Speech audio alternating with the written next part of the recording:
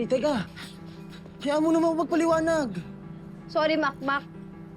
Hindi ko kayang tagalan yung mga bago mong kaibigan. Ang babastos, ang sasama. Hindi mo man nakikita? Nagbubulag-bulagan ka lang kasi kagaya ka na rin nila. Jolly, hindi. Jolly, ako pa din to. Alam ko masama yung ginawa ni Lance, pero balak niya naman mag-sorry. Bigyan mo naman siya ng chance, please. Nagpapakitang tao lang yon. Jolly, hindi mo naman alam eh. Wow. Ulitin ko ha. Hindi sila magbabago. Pero parang ikaw, parang nahawa ka na rin sa kanila. Makmak, Jolly, baka pwedeng mag-usap-usap ulit tayo sa loob. Isa ka pa. Nawala yung kaibigan namin simula nung dumating ka sa buhay niya. Sandali! Ano nangyari dito? Bakit umiiyak si Jolly? Ito, boss, wala. Nag-uusap lang kami. Jolly. Hoy, ano nangyayari dito? Hindi pa rin tapos to. Kailangan nyo ba gumawa ng eksena, ha? Ikaw ang naunang gumawa ng eksena, hindi Wow. kami! Pwede ba? Pwede ba itigil na natin tong away na to? Wala tayong malulutas ko lahat tayo mainit ng ulo. Kaya nga yung mga kaibigan mo yung nagmamatigas kasi. Dahil alam namin yung mga tama at mali. At doon kami sa tama. Tara na to, Boots. Tara Jolly, na! teka lang. Kung gusto mo maayos to, sumama ka sa amin dahil kami yung totoo mong kaibigan. Hindi mo naman totoong kaibigan yung mga yan eh.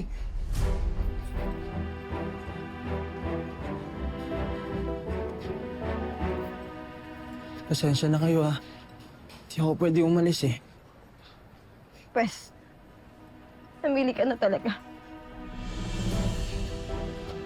Tara na to, Boots.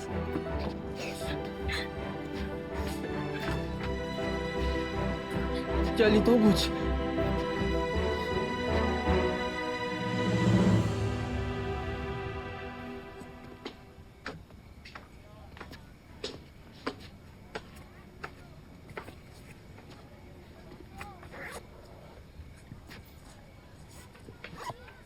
Nadja.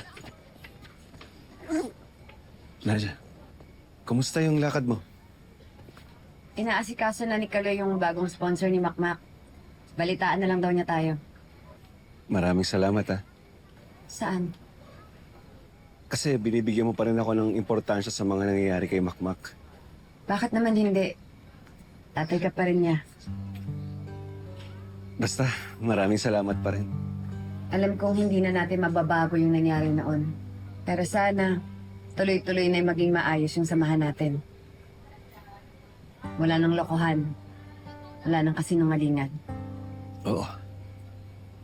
Lahat gagawin ko para sa pamilya natin.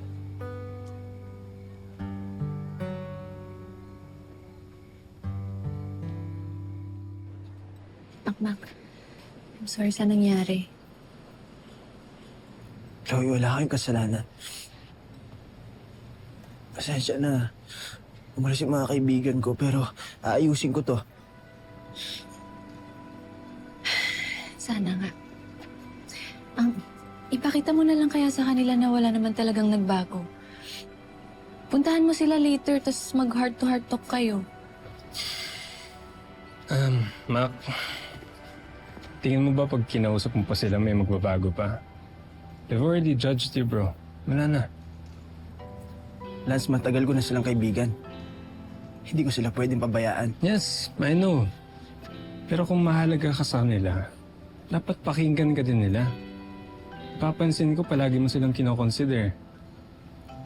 Bro, you've done your best. You made them feel important. It's good. Pero I think it's time now na sila naman ang gumawa ng paraan. No?